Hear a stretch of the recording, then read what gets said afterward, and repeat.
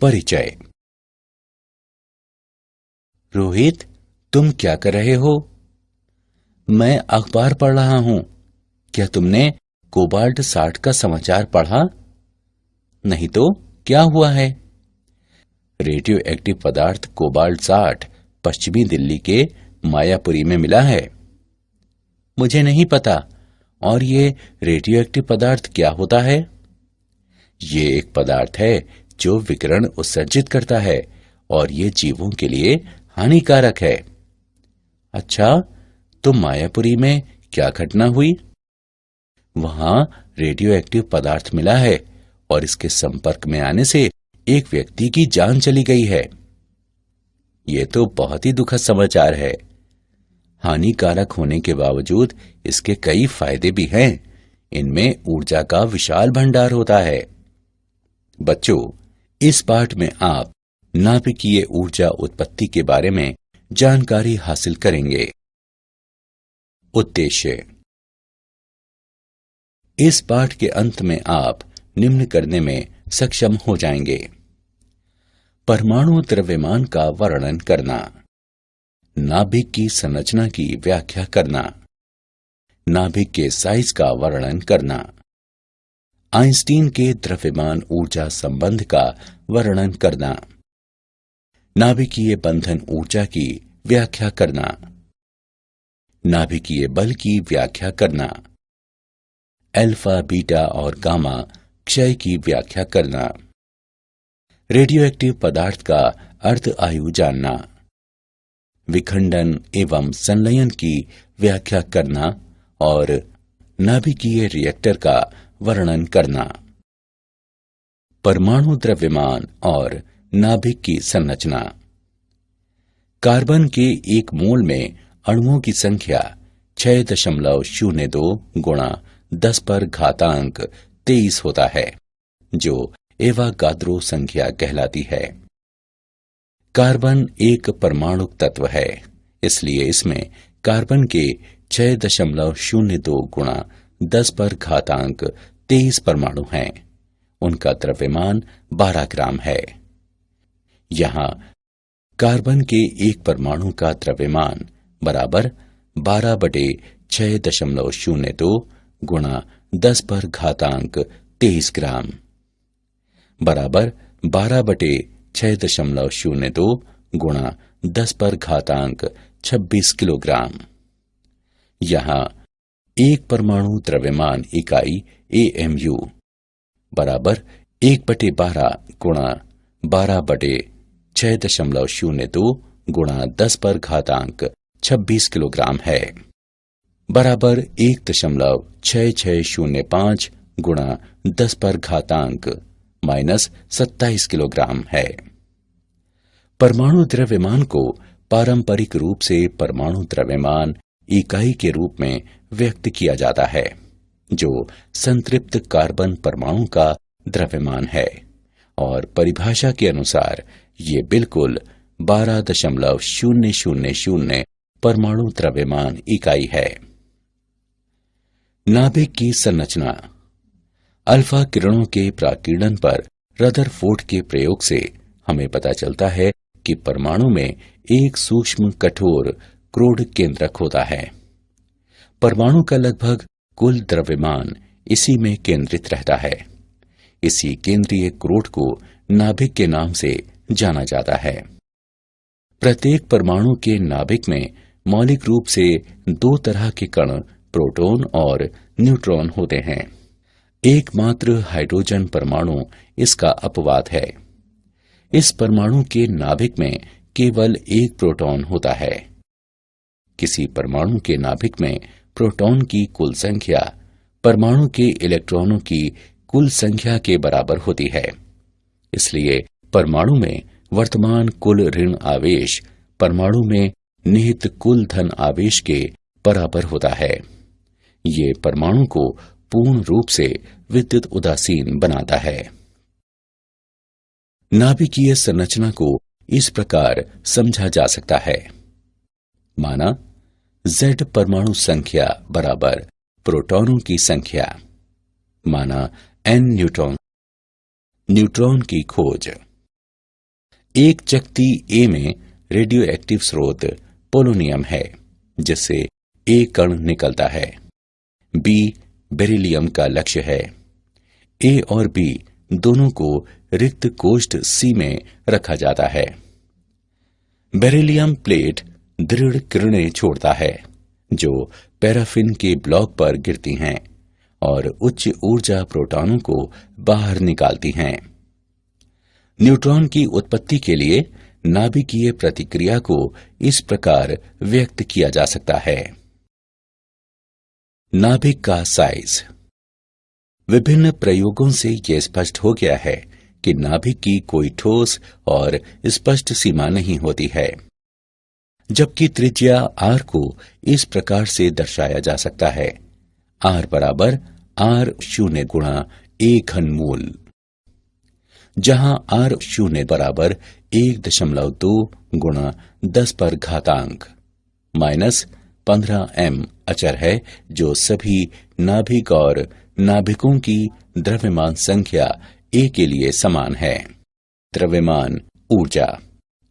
Einstein ने द्रव्यमान ऊर्जा का समतुल्यता संबंध दिया है, E बराबर mc वर्ग, जहां ऊर्जा E द्रव्यमान m के समतुल्य है। C निर्वात में प्रकाश का वेग, जो 3 गुणा 10 पर घातांक 8 मीटर प्रति सेकंड है। नाभिकीय बंधन ऊर्जा। द्रव्यमान क्षति। यह पाया गया है कि एक दृढ़ नाभिक का द्रव्यमान नाभिक के कुल द्रव्यमान, जो प्रोटॉन और न्यूट्रॉन है, उससे कम होता है। द्रव्यमान में यह अंतर डेल्टा m द्रव्यमान क्षति कहलाता है और इसे इस प्रकार से दिखाया जा सकता है: डेल्टा m बराबर ZMP plus A minus Z गुणा Mn माइनस M, जहां Mp और Mn क्रमशः न्यूट्रॉन और प्रोटॉन के द्रव्यमान हैं। M नाभिक का वास्तविक द्रव्यमान है, A द्रव्यमान संख्या है, Z परमाणु संख्या है। ऊर्जा द्रव्यमान क्षति के समतुल्य है, अर्थात डेल्टा m गुणा वर्ग C नाभिक की बंधन ऊर्जा Eb है।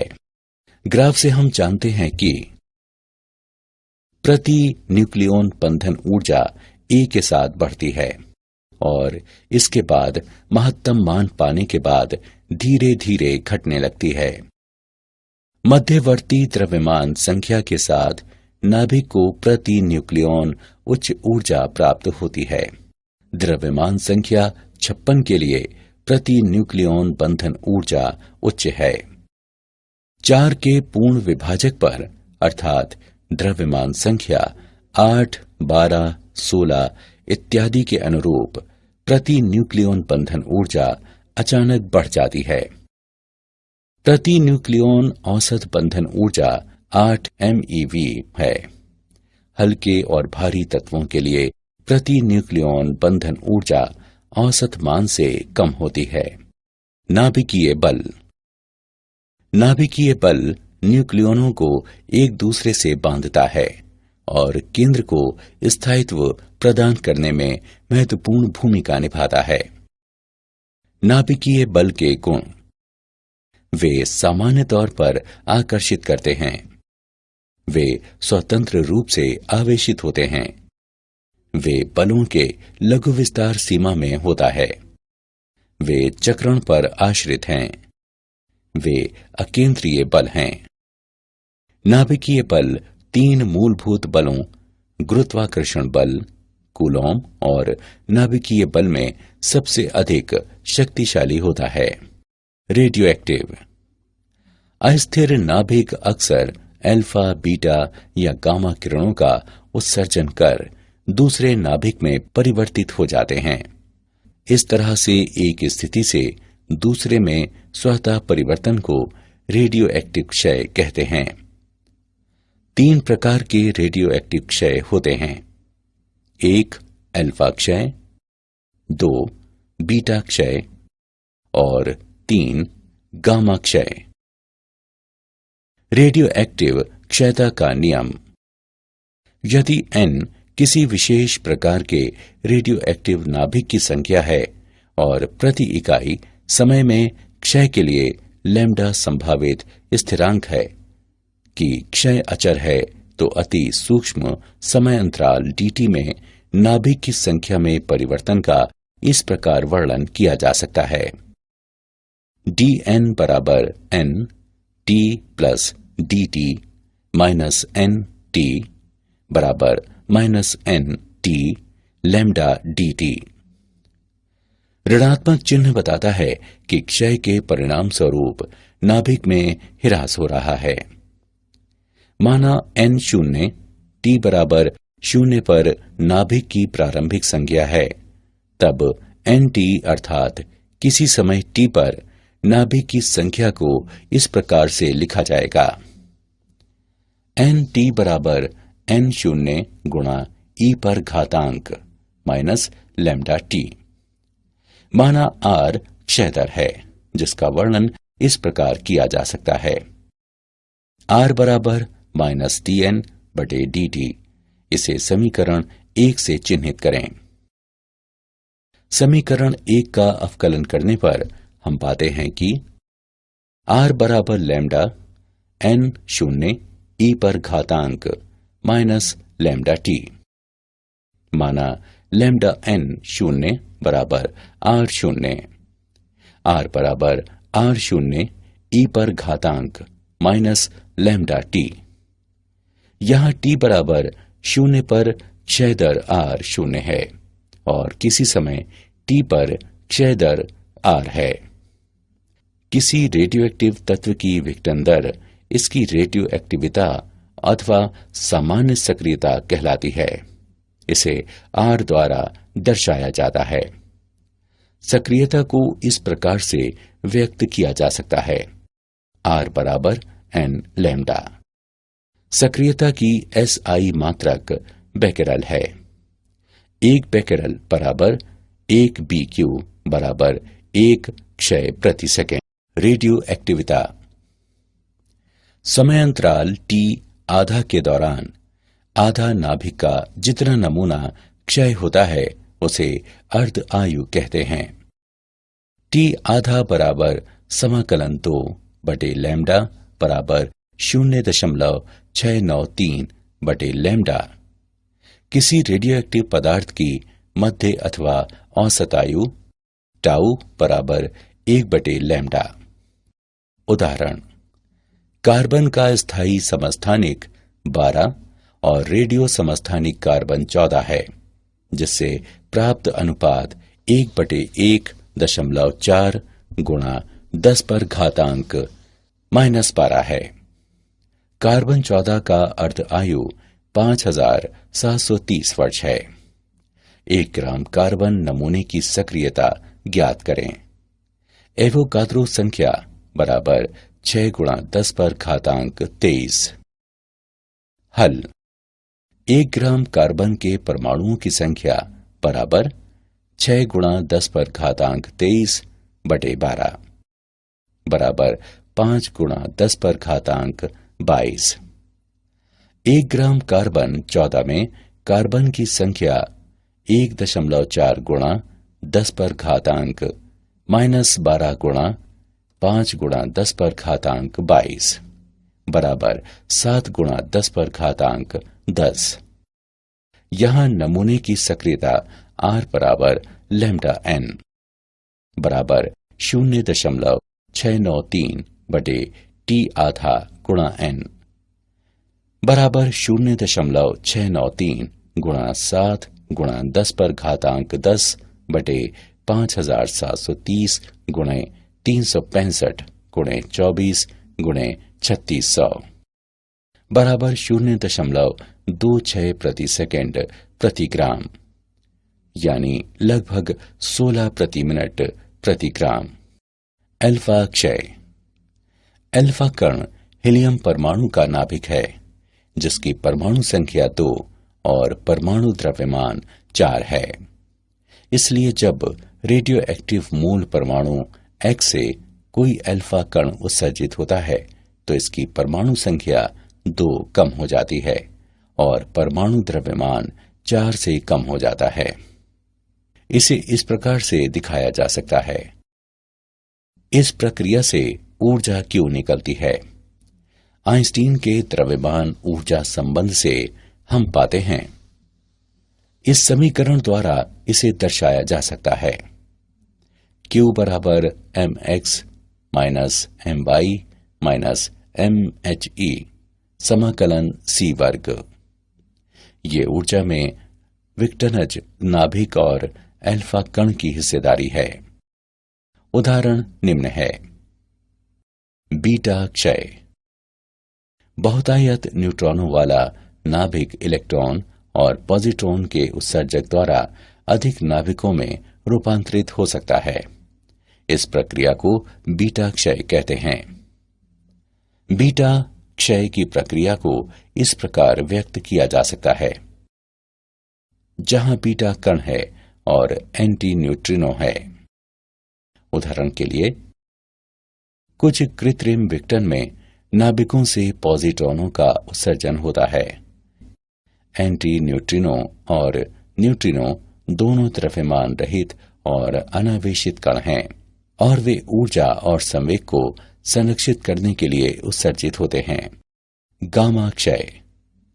नाभिक से गामा किरणों के उत्सर्जन की व्याख्या करने के लिए ये माना जाता है कि नाभिक ऊर्जा स्तर को बांटने की क्षमता रखता है।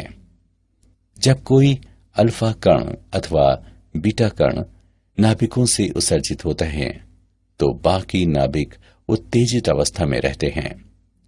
उत्तेजित नाभिक गामा फोटोन का उत्सर्जन कर प्रारंभिक अथवा मूल अवस्था में आ जाते हैं, जिनकी ऊर्जा दो नाभिकों की ऊर्जाओं के अंतर के बराबर होती है।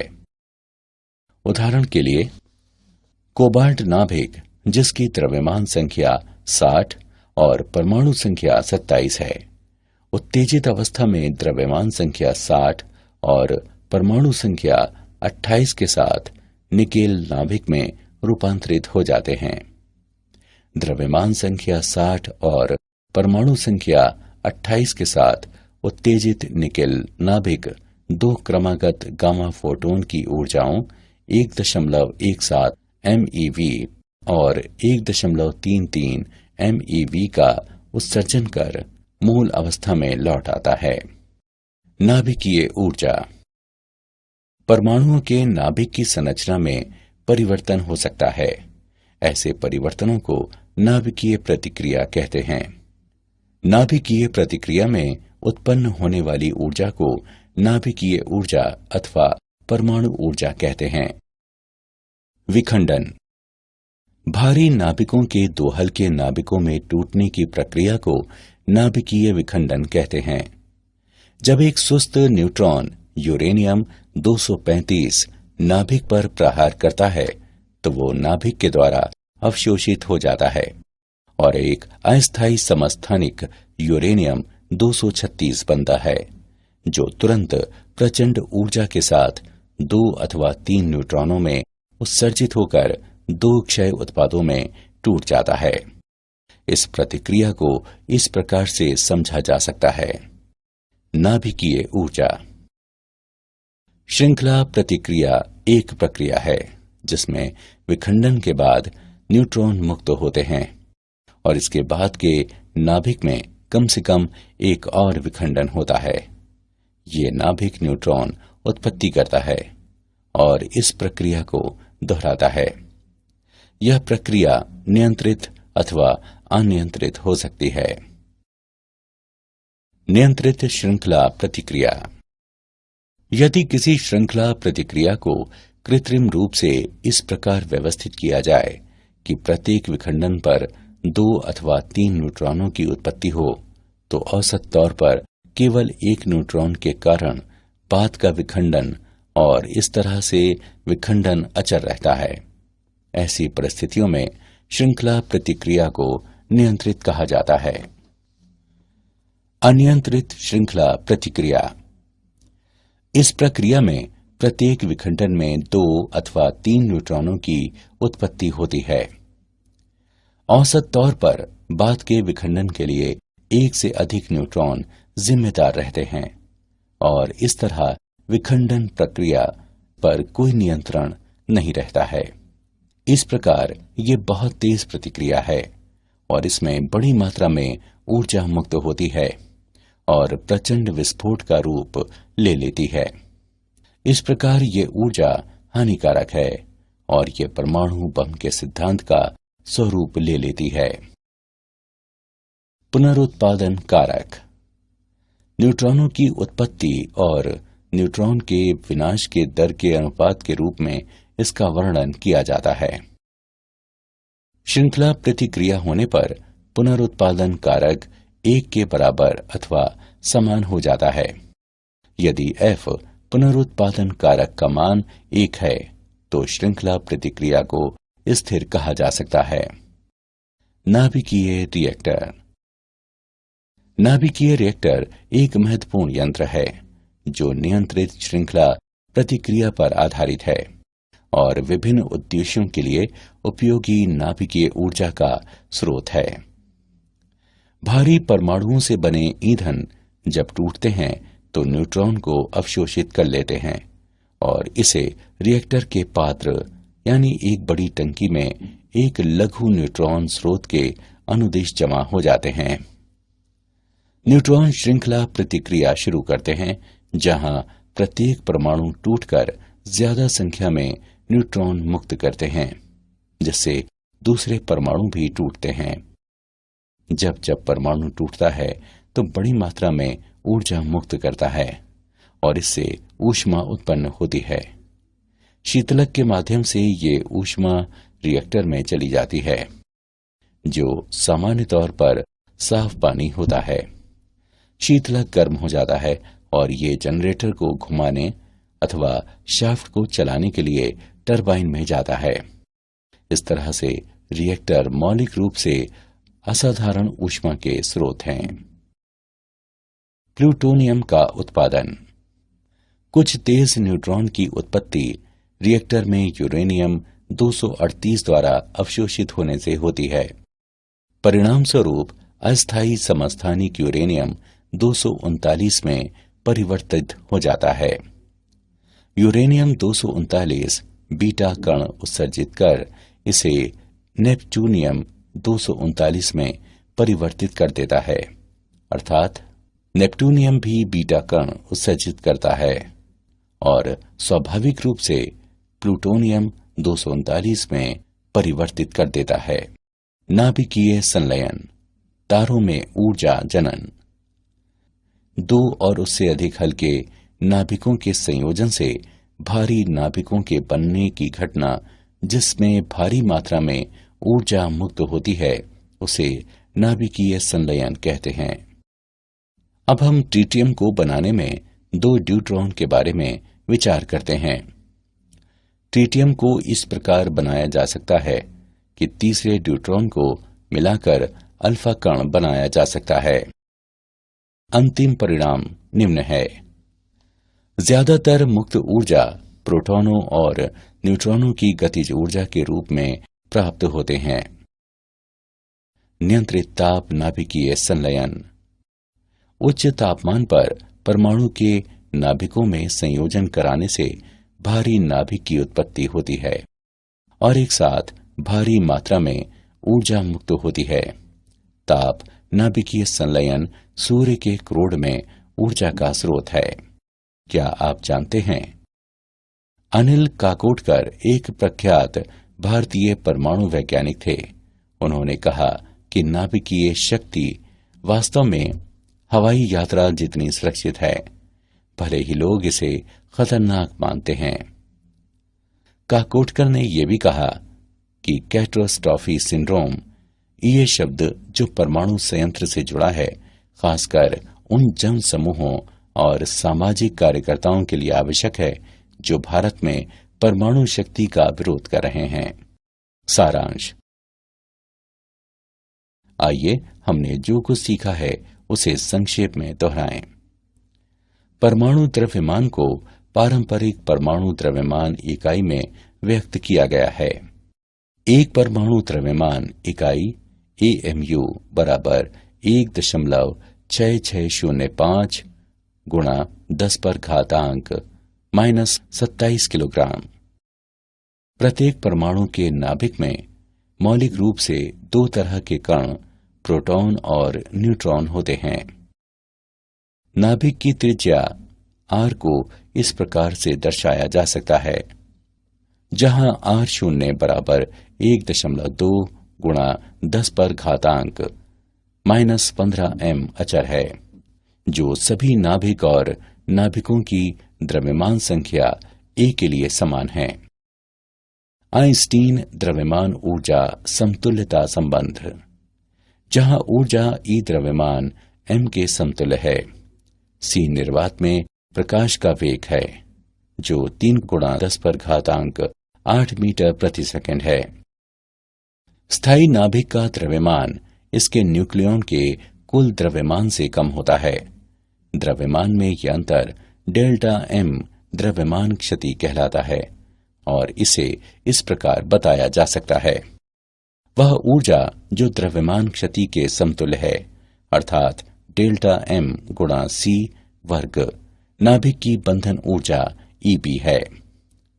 नाभिकीय बल न्यूक्लियनों को एक दूसरे से बांधता है और केंद्र को स्थायित्व प्रदान करने में महत्वपूर्ण भूमिका निभाता है। क्षय दर को इस प्रकार व्यक्त किया जा सकता है। यहाँ t पर क्षय दर r0 बराबर 0 और r समय t पर क्षय दर है। विघटन की दर को सक्रियता कहते हैं। इसे इस प्रकार से व्यक्त किया जा सकता है। सक्रियता का SI मात्रक है बेकेरल। समय अंतराल t आधे के दौरान आधे नाभिक का जितना नमूना क्षय होता है उसे अर्ध आयु कहते हैं। रेडियोएक्टिव पदार्थ का माध्य और औसत जीवन टाउ बराबर 1/λ होता है। भारी नाभिकों के दो हल्के नाभिकों में टूटने की प्रक्रिया को नाभिकीय विखंडन कहते हैं।